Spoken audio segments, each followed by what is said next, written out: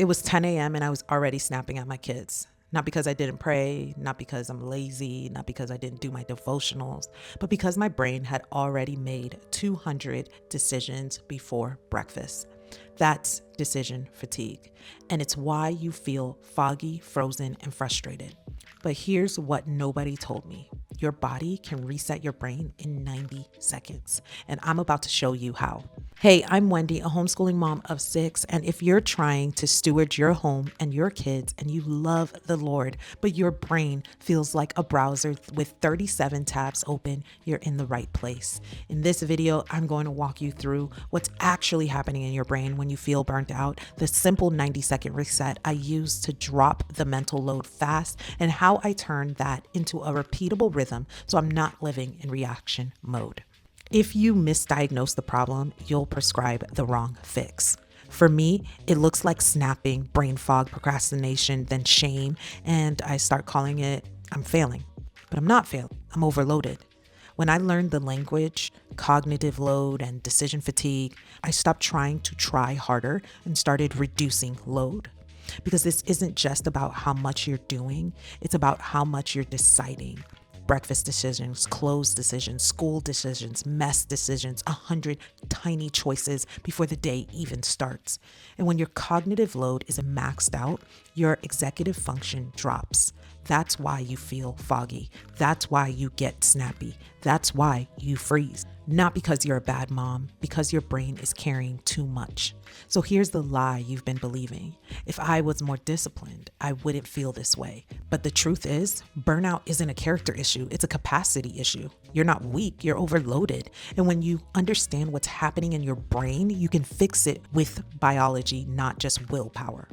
So let me show you the moment it starts and what I do right then. You can't think clearly when your body is in threat mode. When I'm postpartum, tired, or already behind, my brain goes into urgency and everything feels loud. My body feels tense, my thoughts race. I start reacting instead of leading. So I do a 90-second downshift. Feet on the floor, shoulders drop, slow exhale, longer than an inhale. A longer exhale signals safety to your body. And when your body downshifts, your brain comes back online. And I name what's happening out loud if I need to. I say, my brain is overloaded and I'm not broken. Once my body settles, I can actually choose a next step instead of reacting.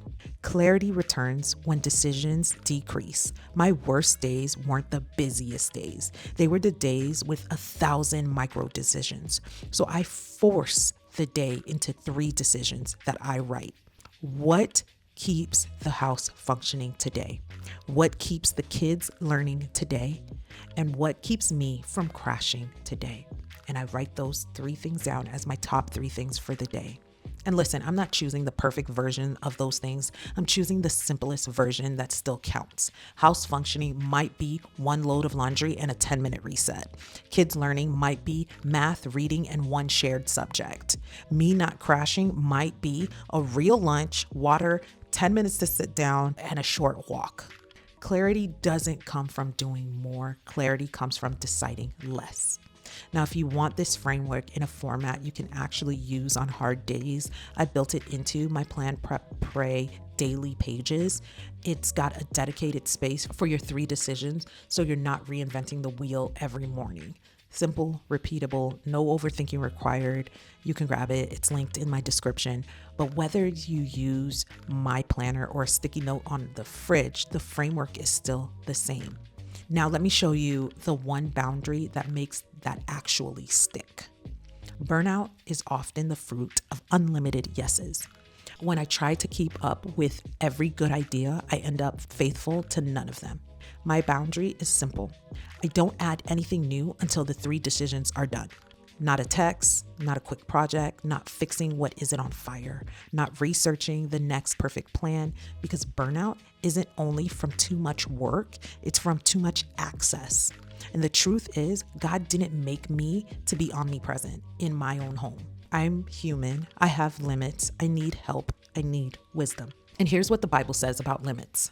Psalms 127:2 tells us, "It is in vain that you rise up early and go late to rest, eating the bread of anxious toil, for he gives to his beloved sleep."